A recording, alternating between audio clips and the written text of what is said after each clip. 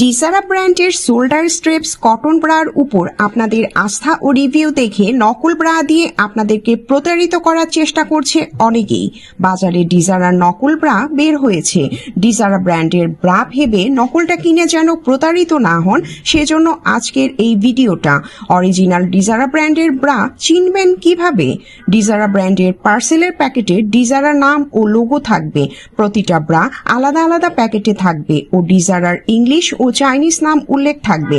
ব্রার ভিতরে size ট্যাগেও ডিজারার English ও Chinese নাম থাকবে।